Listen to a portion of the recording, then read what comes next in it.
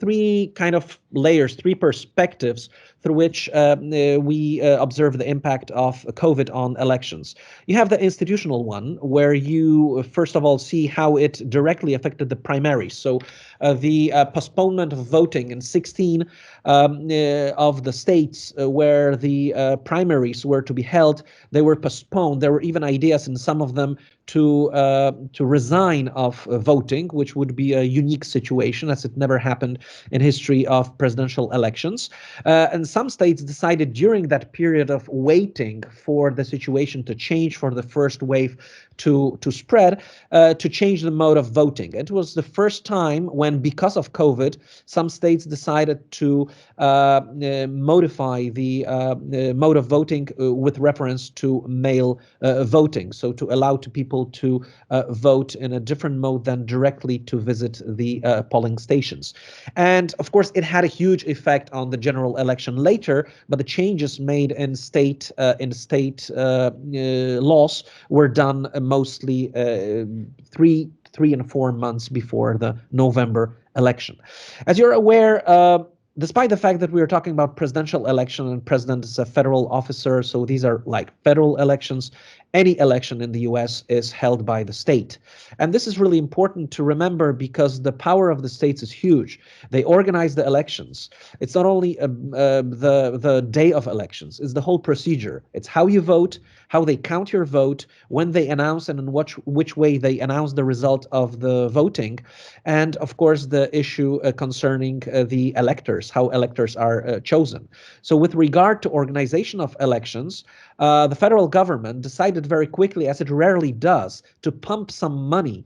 They created a special legislation by which they pumped more money to the states in order to help them to organize the elections. Because one of the main issues was how to manage COVID, not only from the health service perspective, not only from the economic perspective, but also from the perspective of the fact that people may not have an ability or chance to vote. So they were thinking of different measures and how to adapt them. So, of course, the idea of early voting, which was not new in American history, it was used but not for such scale, absentee voting, and the issues regarding vote counting. These were the three main topics which were affected by the modifications of law in particular states. More than 40 states changed their laws, which on one hand you would say it's a lot. You have 50 states and almost all of them change their way of voting, but the fact is it happens every cycle. But the scale and the amount of changes was really huge. And very interestingly to observe, which is a kind of a partisan thing which might interest you from the political scientific perspective, that the states where state legislatures were governed by Democrats usually were adapting laws that were expanding the possibility of people to vote. So easier way of registering voters, easier way of identifying voters, easier way to get access, and more focus on mail voting. Whereas those states where at that time Republicans were governing, they were trying to limit that. And it's a kind of a repetitive pattern which you can observe also today. The changes nowadays in the state laws are dependent on the political partisan aspect of who governs in the legislature, who has the majority in the legislature. I think it's very significant. And of course, the campaign finance issue. Usually we are aware that there are private donations in the US and a huge amount of money, millions or even billions overall pumped. It was, again, a very rich election. However, interestingly, it was not only the candidates that received the money, but also the private donors decided to support the states in their grassroots activities in order to organize the election. So the awareness of the people, awareness of some of the voters was really huge, and the topic was not only who will win, but whether the election will be held or not. The second perspective is, of course, the topic, the issue. When you looked into statistics, which were summing up just before the November election, what was the biggest and most important topic? Well, maybe surprisingly for us, it wouldn't be COVID. COVID was number 2, but the number 1 was economy. The number two was health service, or the health condition of the nation. But of course, you are, and we all are aware of the fact that COVID did had a huge impact on economy. And also in the rhetoric of both Trump and Biden, this economic consequence of COVID was visible. Therefore, if average American says economy is most important, and then the second group says health service is important, I would put them into one group, because COVID did affect not only health of the nation, but also economy of the nation. From the perspective of politics and the rhetoric, the communication of the candidates, of course, the big question was how the government was coping with the pandemic. And we need to remember that this is a federal form of governance, where you have division of powers between federal and state government. And it was not the first crisis ever in the history of the US. There were economic crises, there were such natural disasters as Katrina.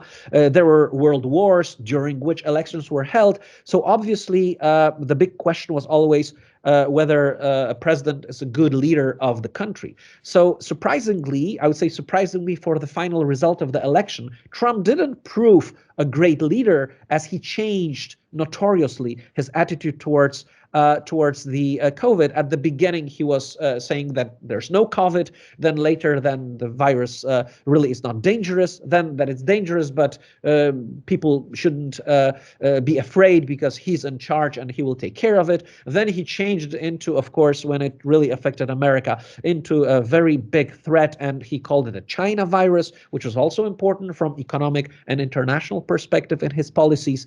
And later, of course, he also got infected, and he was hospitalized, which even suspended the campaign for a certain amount of time. So you could see a huge evolution in that perspective. But even today, if you ask Trump or supporters of Trump, they would tell you that the rhetoric, that the activities of Trump were very good.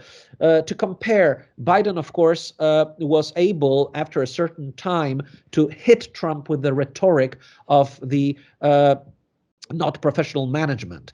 And it was not only the changing attitude of Trump and unpredictability of his policies, but also, the number of infections and kind of the language saying, you see, the president is doing nothing and people are dying on the streets. It really affected especially those who were directly affected. And among those who were directly affected, both were Democrats and Republicans, but there were a lot of representatives of minorities, which at the end most of them voted for Joe Biden. So we can say that there was a kind of effect of that rhetoric. But interestingly, please remember that this federal state division also had impact on how both candidates wanted to see the state's role in coping with pandemic.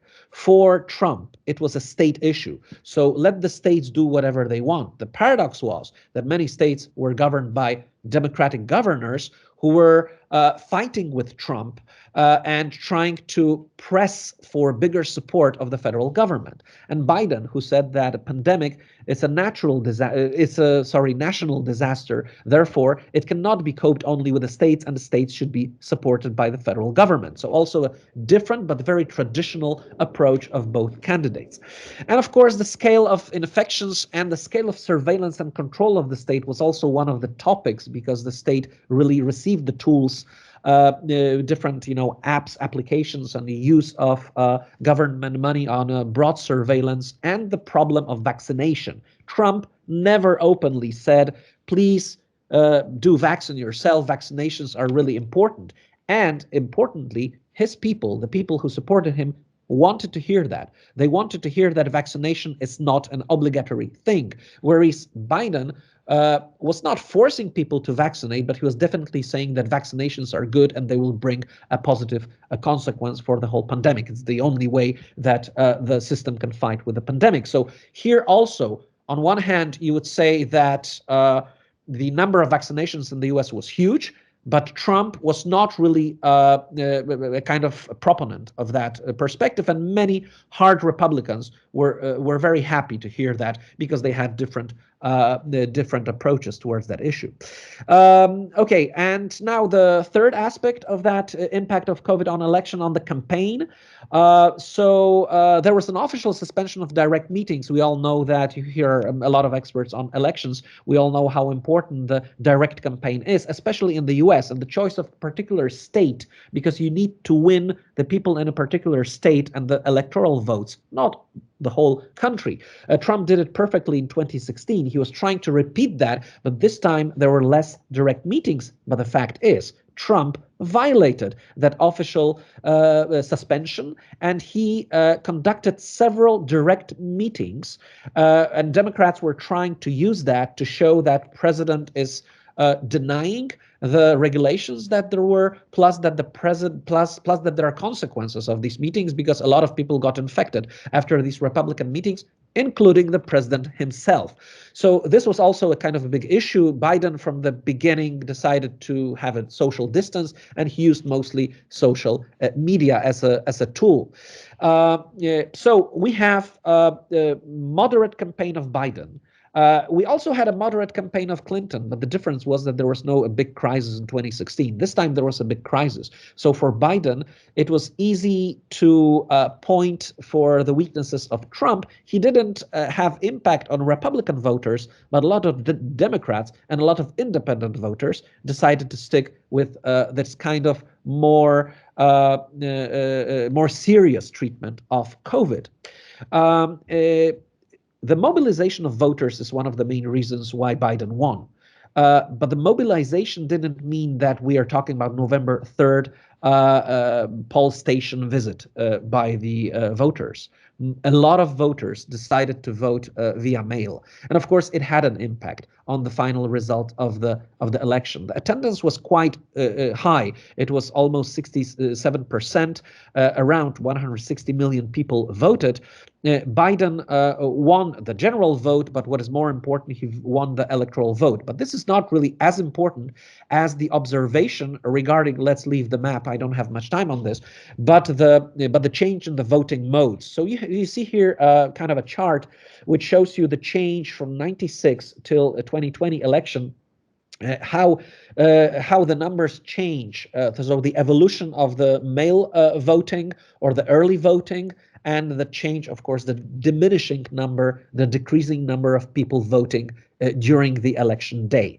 And now when you consider another chart which shows you voting by mail by party, that most or the majority of votes which were given by mail were votes by Democrats. And when you see the numbers, how many of these votes were, it was around 100 million. So we are talking here about 60% of early voting. That had to have a significant impact on the result of the election. And it is connected with this repetitive pattern that Republicans generally in the states that they governed didn't want to change the law in a way that more people could vote by mail. They preferred direct voting in polls. Well, there are many reasons for this. I don't have time to discuss this. Coming to conclusions, a couple of thoughts referring not only what happened in 2020, but also what we can observe today.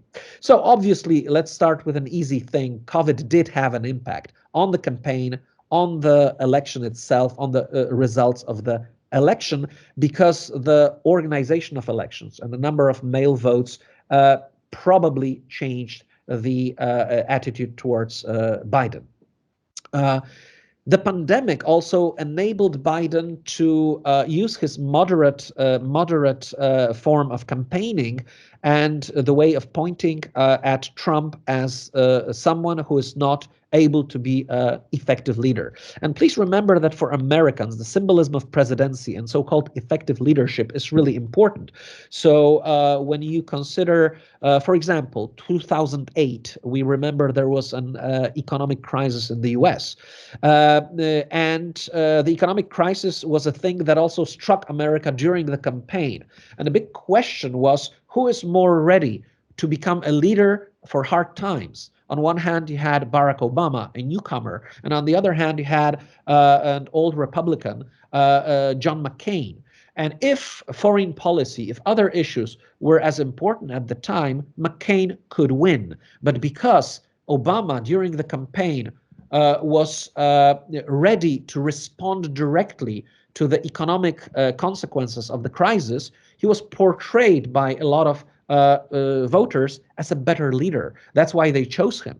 And that circumstance of 2016, many people believed that, well, maybe Biden wouldn't be the best leader that they could have, but definitely a better leader than an unpredictable president. At least we are talking about Democrats and independents. Many of these voters, especially independents, were very critical of Trump's management of COVID issues, and you could see it in the numbers. So the lack of unified decision, the lack of significant help, the tensions between the state governors, mostly Democratic, and the president proved that the country really didn't cope well. When you look into these numbers of infections and of the deaths, we may be shocked that such a country that could be aware of the consequences, negative consequences of it, and with, we could say, a strong health service, which proved not as very strong, it meant that there has to be a big reform. And the idea of the reform initiated in the campaign by Biden for a majority of the voters seemed better. The last thought refers, it's kind of more personal because of my observations. I just came back from the US. I had an ability to do some research in California in the recent 2 weeks. And I met there I met people of the academia, which mostly were liberal and supporters of Democrats, but I also met a couple of, I'd say, hard Republicans. And among the Republican voters today, there is still conviction that the election was stolen.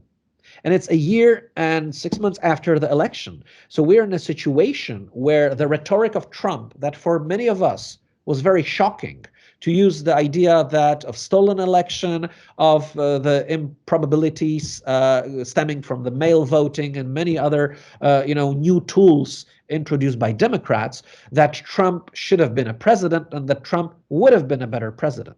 So no matter what happened in 2020 election, still the problem of the tensions between polarized America, Republicans and Democrats, exists. And of course, this is a broader topic, and maybe we'll have time to discuss these issues later. I would stop here. If later there will be a possibility to discuss some issues or have some questions, of course, I'm open for it. Once again, thank you very much for having me in this panel.